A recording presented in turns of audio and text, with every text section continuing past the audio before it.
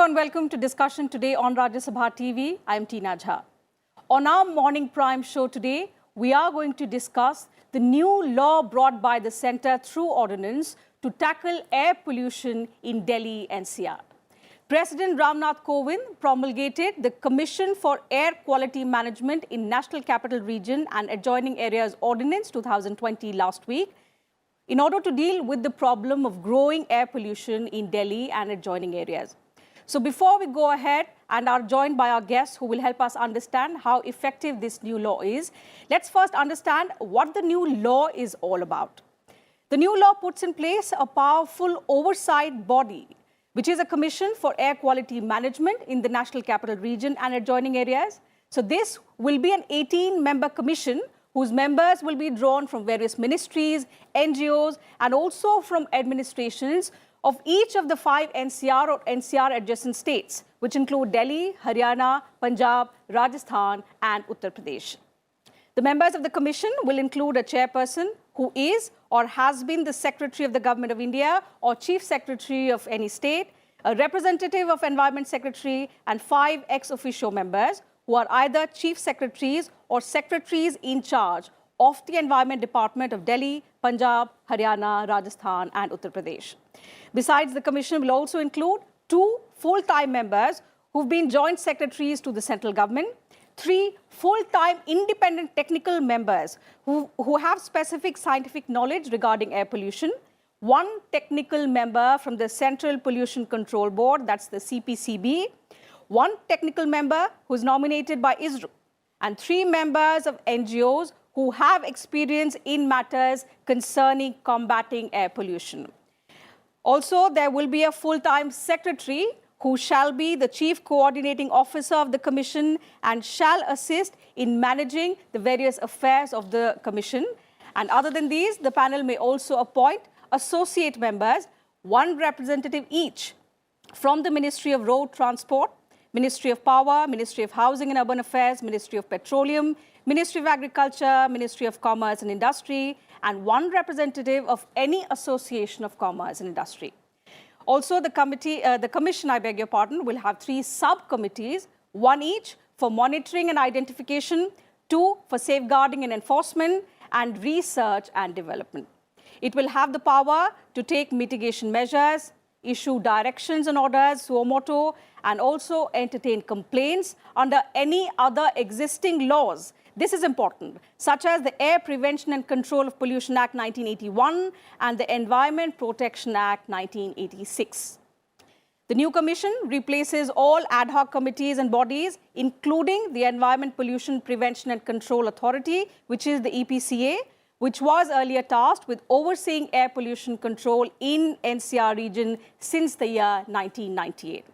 So this is the first new legislation on air pollution in our country since the Air Prevention and Control of Pollution Act of 1981 was enacted. Besides talking about the penal provisions, it provides for up to 5 years of jail term and 1 crore rupees fine for violators with immediate effect. So that's what the new law entails. And to understand how effective will the new move be in curbing the menace of air pollution, we're being joined on discussion today by 2 distinguished panelists.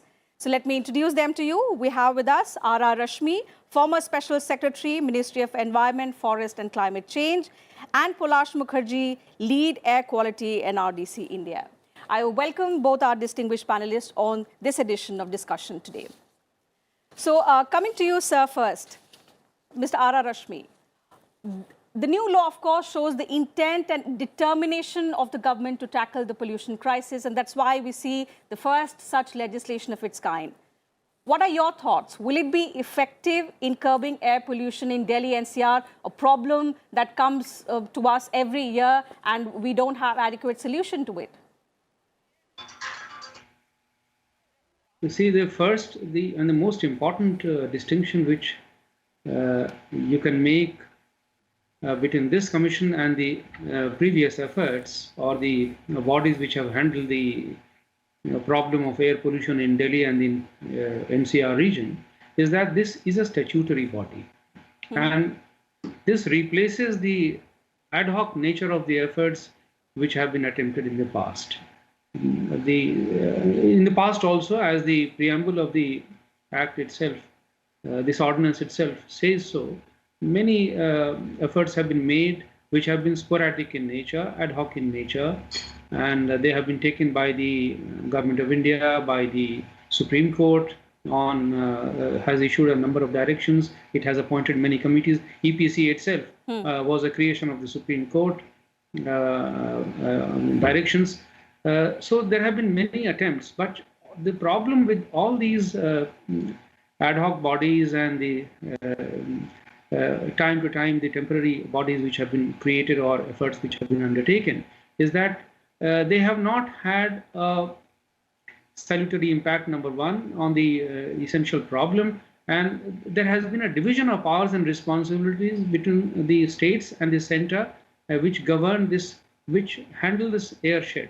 Delhi, the problem of pollution in Delhi arises not only from Delhi, but the entire neighboring region of all the 5 states which are neighboring Delhi. And so the problem has to be tackled at every single level, central level as well as the state level. But all the state governments and the state pollution control boards develop their own plans. They have their own jurisdictions, and each one takes discordant and disjointed measure.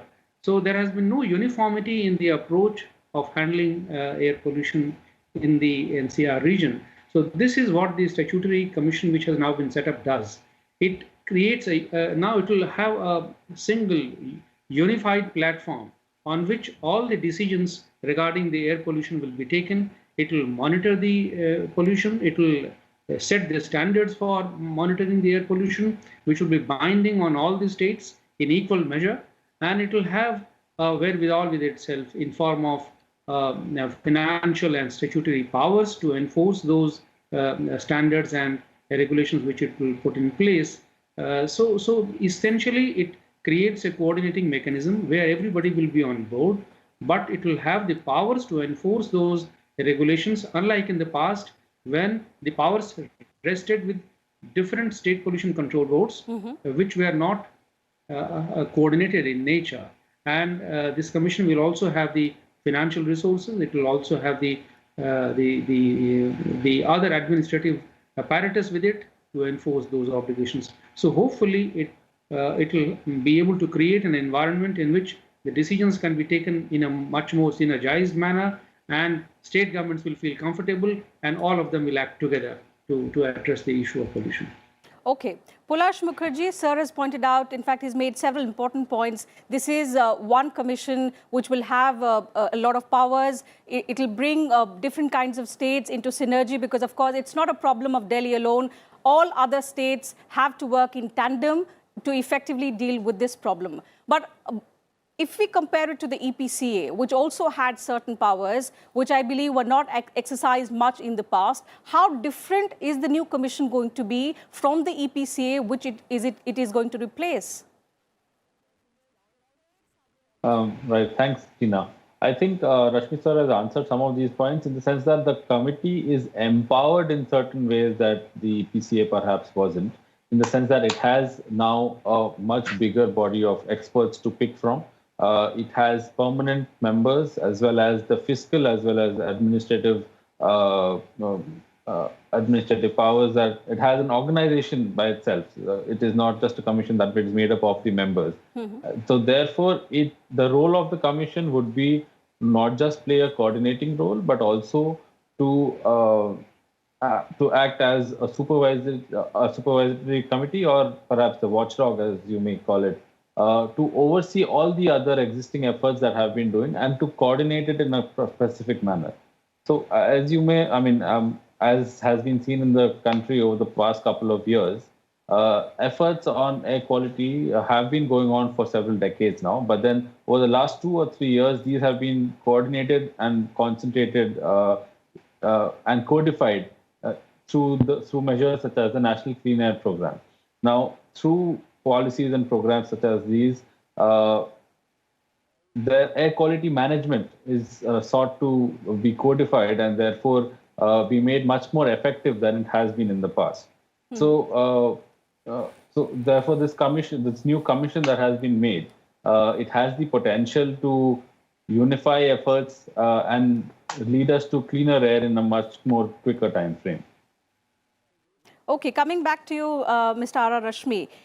It's the first multi-sectoral interstate body. Of course, it will face a lot of challenges in terms of implementing things, coordinating with different states. How big is the challenge, and how effectively do you think it's going to be done?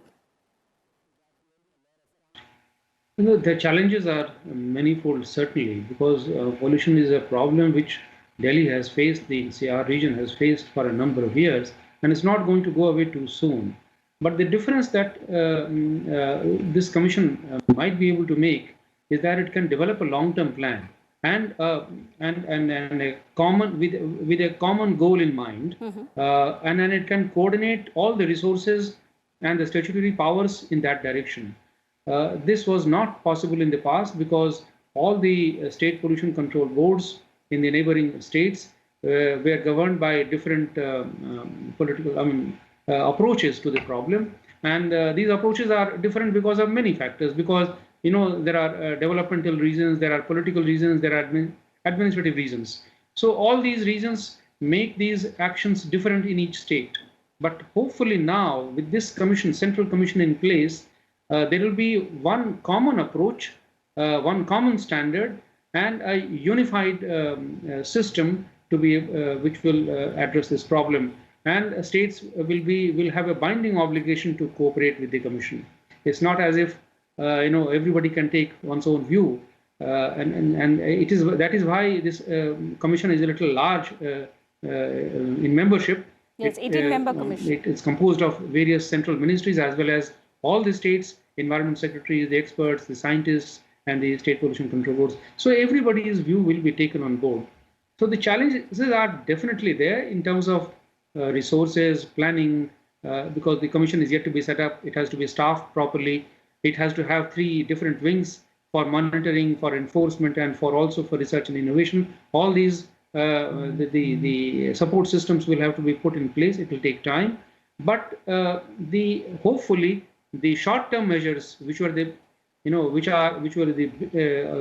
bane of the situation, short-term approach of the states, can be replaced by a long-term planning, which this commission will be able to make and bring all the forces together to achieve that long-term plan.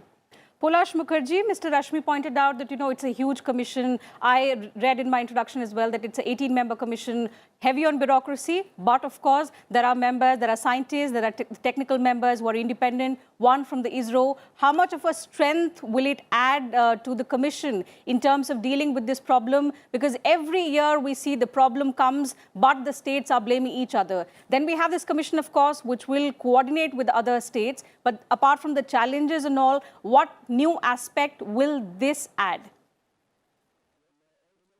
Look, I think 2 things are very important here. One is that, like you said, the commission has a variety of members who come from different parent ministries and different state governments as such. So I would say for the first time, this commission is recognition of the fact that air pollution is a composite problem that comes from multiple sources that do not adhere to a particular political boundary, in the sense that air pollution efforts need to be coordinated across political boundary, and the unit of that needs to be a common airshed. Certainly. Like, for instance, pollution sources in Punjab and Haryana affect us in Delhi, as well as affect downwind in Western UP and so on. So therefore, the unit of air quality management should be the airshed. I think this is a very important important concept of airshed management that has been recognized by the formation of this commission. And going forward, this will have implications on how air quality is managed in the rest of the country. The second thing I want to say, because of these political multi-zone, political multi-source multi-source contribution of pollution sources, there are often competing lobbies and competing interests that very often delay action on air pollution. Like, for instance, we know that there are certain polluting fuels that are used in processes such as industries, in transport and etc., which, if done away with, can reduce pollution massively. But there are often opposing interests. So therefore, the point I'm trying to say is that air pollution, very often the accountability for air pollution is what is missing. So when you say that air pollution is a problem, who is really responsible for air pollution? So hopefully the formation of this commission means that there is now an overarching body that will take responsibility for clean air in this region and elsewhere. Of course. So who is responsible for air pollution is the larger question. Coming to the legal provision, the penal provisions, I beg your pardon, it says 5 years jail or 1 crore fine or both. So the question is, when we do not know who the violators are, who are we penalizing then, Polash Mukherjee? Or is it too harsh? Right, so Will it be a deterrent? So I think that's where the administrative and the financial powers given to this commission come into play. So, for instance, there are existing state pollution control boards that are doing robust monitoring, which can be strengthened, but there is already ongoing activity there. What is required is to bring this on one platform, as Rashmi sir said, and then take that forward in a systematic manner over time. It needs to be more of a sustained effort with specific objectives in mind, rather than responding or reacting to air pollution episodes. And that is where this commission will be able to have that institutional memory and the long-term thought to bring together different strategies and different policies that can then be taken forward. So that is one. The other thing is that there are, like you mentioned, there are 3 subcommittees, and each of these subcommittees has a different mandate. I think that the enforcement committee, and I think Mr. Rashmi also mentioned this, is that the enforcement committee will have a major role here, because essentially this is an supervisory committee. So not just enforcement at the regional level, but delving further, looking at what each state is doing, and even further looking at what specific hotspot cities, what Faridabad is doing, what Delhi is doing, what Noida is doing, what Patiala is doing. All these cities, regional action needs to be coordinated. And that's where this commission can play a major role, given its financial and legal as well as executive powers. Exactly. So, but that has to be done through the year, because immediate solutions we don't see. And when the situation worsens, we don't actually start blaming each other and look for the commission to find quick fix solutions. Coming back to you, Mr. R.R. Rashmi, there are concerns by various experts that the new law aims to curtail judicial intervention. It comes only under the NGT, and also that it lacks consultation. There are possible overriding powers that the center may now wield. So could this be a bone of contention going forward? When the commission actually comes into place, the members are named. Could this be a bone of contention between the center and the states? No, I think this apprehension is misplaced. Well, actually, you look at it, nothing can curtail the powers of judiciary, at least the higher judiciary in these matters. So what the commission does is actually to remove the different anomalies at different levels, lower levels in the states and the center, and replaces ad hoc and multiple bodies which were looking at this issue. For example, the Supreme Court has recently appointed a one-man monitoring committee in case of stubble burning. There was APCA, which was functioning for the last 22 years. But there are other environmental cases going on in the Supreme Court on a continuous basis, where the directions are given from time to time. What the commission does is to bring all these issues together, and it will now be empowered to look at this in a holistic, systematic, and an organized manner. So it only replaces the short-term and the sporadic responses to the issue. It doesn't intend to come in the way of any judicial exercise of powers. I mean, the Supreme Court and the High Court will always be there. If anybody is aggrieved or if anybody has a grievance, they will always have the opportunity to approach the higher judiciary. But anything which the commission does, if anybody has a grievance, the NGT is available, and that is what is provided for in the Act. that rather than going to the, rushing for every single thing to judiciary, there will be a systematic way in which the issues can be addressed at different levels of judicial and appellate authorities.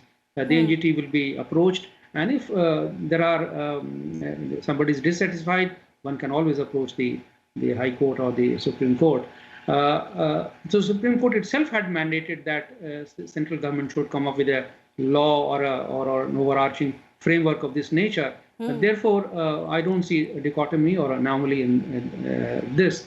But yes, as far as the state governments are concerned, this is a very major step forward, because the state governments will now not be able to enforce their own will on this matter, and I would say independent will, because they will be bound by a common will here, something like what has been attempted in the field of finance in form of GST. So this is a federal approach where the states will be required to surrender that part of their will for achievement of a common goal, which helps the common cause of Delhi and the NCR region. And then I think it's a good and salutary step, and we should all welcome this. Indeed. Polash Mukherjee, what do you think? Because it comes at a time when we already are in a grave situation. The air quality continues to worsen. We are looking towards solutions. And on top of that, we are dealing with the COVID-19 pandemic. As Mr. R.R. Rashmi pointed out, it's of course is a welcome step, a holistic, systematic approach to the larger problem. But could the Commission have, I beg your pardon, could the ordinance have looked towards some immediate solutions as well to this problem? Look, other experts as well as me, we've been saying this for a while. Air pollution is a multifactorial complex problem, and therefore the solution is not likely to be a silver bullet. There are no quick ticket solutions that will reduce air pollution overnight. For us to improve air quality levels significantly, there has to be sustained actions across sources over a period of time. And that is what will show the effects. And that is what I think this commission aims to do, to set in place a long-term plan and the accountability of various state governments as well as other interventions that are ongoing to maintain these over a period of time. So I think that in that way, it is a significant step. But of course, the effectivity of this remains to be seen. What clearly is indicative of the last couple of years, of the efforts in the last couple of years, is that now air quality, the interventions towards improvement of air quality have been coming in more often, and they've been coming in a more organized manner through the National Clean Air Program and through the announcement of air pollution as a mission by the Prime Minister a few months earlier, and now through this commission. It's very clear that air quality is a priority. But I think one other component I would just like to mention here is that I know that there are a lot of members here from different representative ministries, but one critical aspect I think which should be included is the public health component. The inclusion of epidemiologists and public health specialists is a very critical component of air quality management, because rather than, of course, it is an environmental issue, but it is very critically a public health issue, as we are seeing in the last couple of months through the COVID pandemic, which air pollution only worsens. Yeah. So going forward, bringing in the public health aspects, making sure that vulnerable communities their priorities are, their interests are prioritized, and so on, that needs to be seen. Okay, one last comment from Mr. R.R. Rashmi. Sir, close the show for us. Another grievance that I would like you to address is that right now, the new law is focusing on Delhi and adjoining areas. There are experts who say there are several other cities in India that are largely polluted, and that the ordinance, the new law, could have been extended to these areas as well. Going forward, is that the best solution? Could this be taken care of if it becomes very effective? Some more effective steps that could be added? Well, my personal view, I would say, is that I hope this doesn't have to be done. Because this, what has been attempted for Delhi and the NCR, is an extraordinary measure. Yes. Because after all, it is the capital of the country, and we attract attention all over the world, global attention because of this. There are other cities, yes, they are equally polluted. But I hope these extraordinary measures are not do not have to be taken, because after all, we have different laws in place to address the issue of pollution, air pollution, water pollution, all other kinds of pollution. And if those the measures are taken effectively by the state governments in their own respective areas, within their own respective jurisdictions, we should be able to ensure that we don't have to attempt extraordinary measures like this, because these are expensive. They cast a huge burden on the resources of the state, the entire system, and you will have to bring everybody together and create a new statute and a new law for that purpose. Environment is a central subject as of now, and therefore these central legislations are in place to regulate the quality of air, regulate the quality of water, and quality of environment and Environment Protection Act. But that should not give us a sense that we can override the authorities of the states wherever we want. We must create an adequate situation of resources and environmental management, which helps us manage the pollution and empowers the states to do their own things in their own way, given the right conditions. And so only extraordinary situations require solutions like this. And I hope we are able to enforce our environmental laws adequately and comprehensively in other areas. Right, sir. That's something that we all hope for. The new law brought in by the government is something that, increases all our hope that such a situation doesn't arise going forward in the coming years, and that other states do not have to face similar situation, as you rightly pointed out. Thank you very much for joining us on the show today and putting things into perspective for us. It's a larger problem that all of us in Delhi and adjoining areas are facing. But a larger problem requires a larger solution, which we all hope should come in the form of this new law brought through ordinance by the centre. So that's it from us on this edition of Discussion Today. We'll be back same time tomorrow with another topic of current significance. Thank you very much for your time. You can also watch our program on YouTube and write to us on topics that you want us to raise on our program. And you can also send us your feedback and suggestions. Thank you very much for your time.